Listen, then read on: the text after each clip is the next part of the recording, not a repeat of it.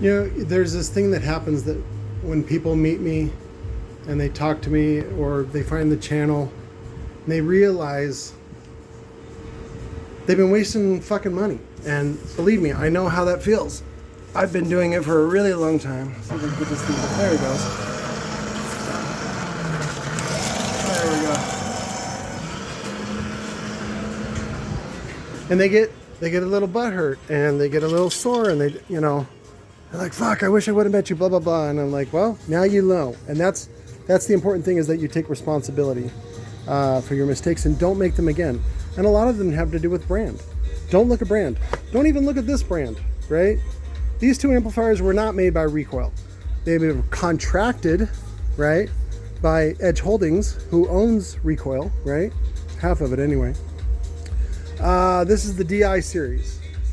This is like their version of Kicker. It's probably made by the same factory that makes for Kicker. This is the DI 650.2. This is the DI 800.4. They ordered a pallet of each one of these. I still don't even know pricing.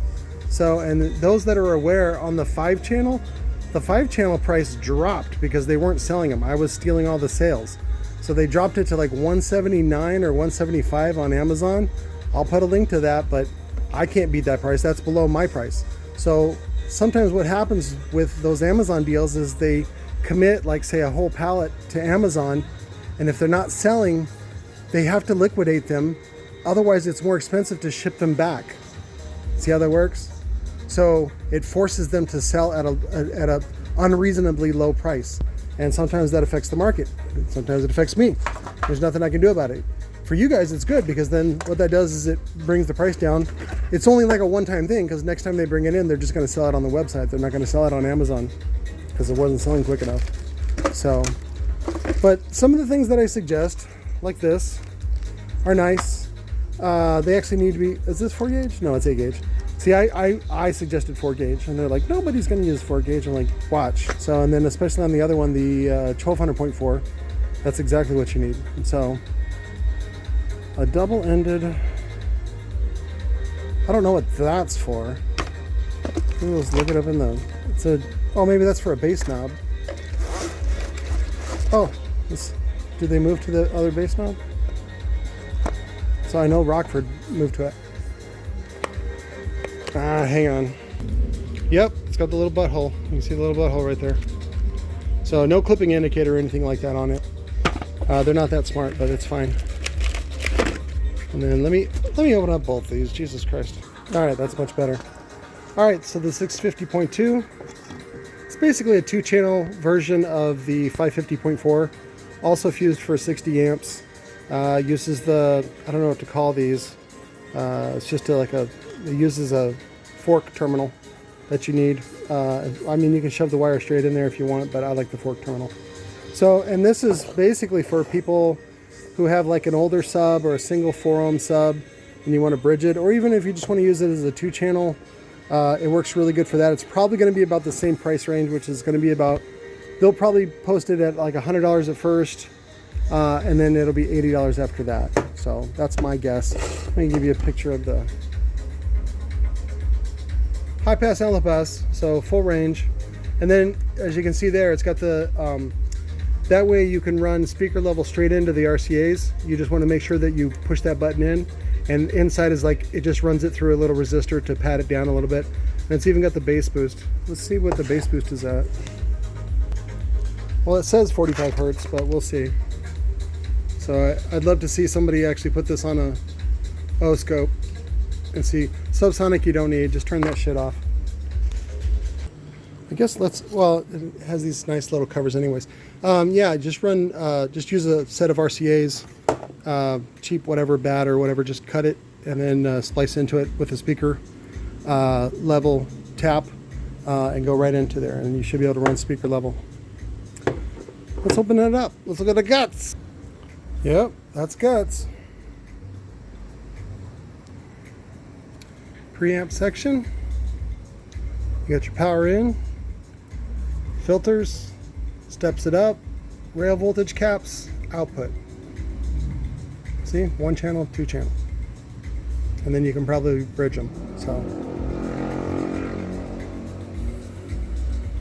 probably a PWM controller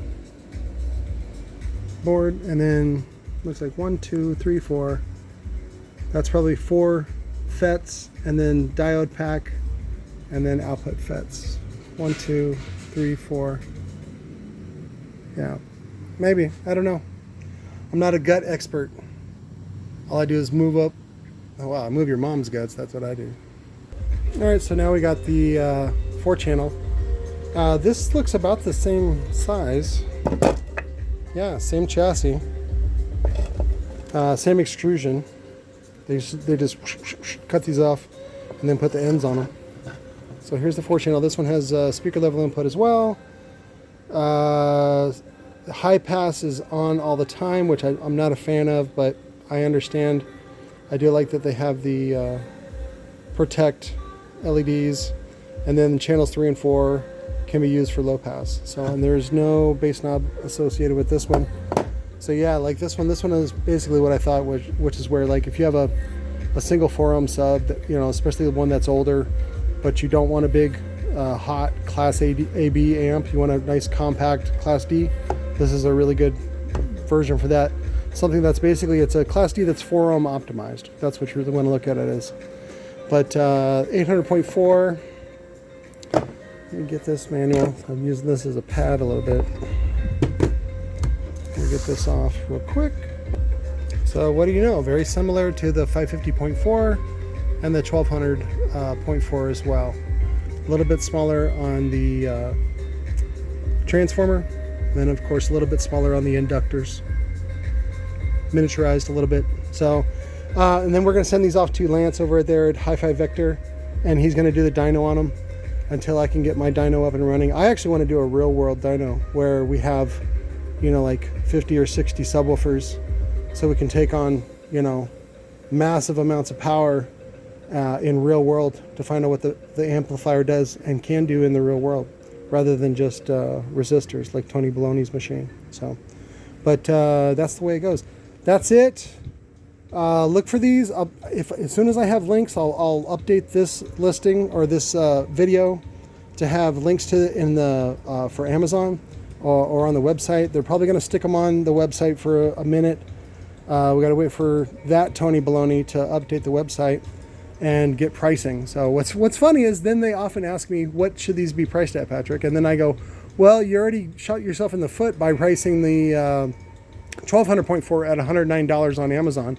So you can't sell this for $109. You have to sell it for less than that.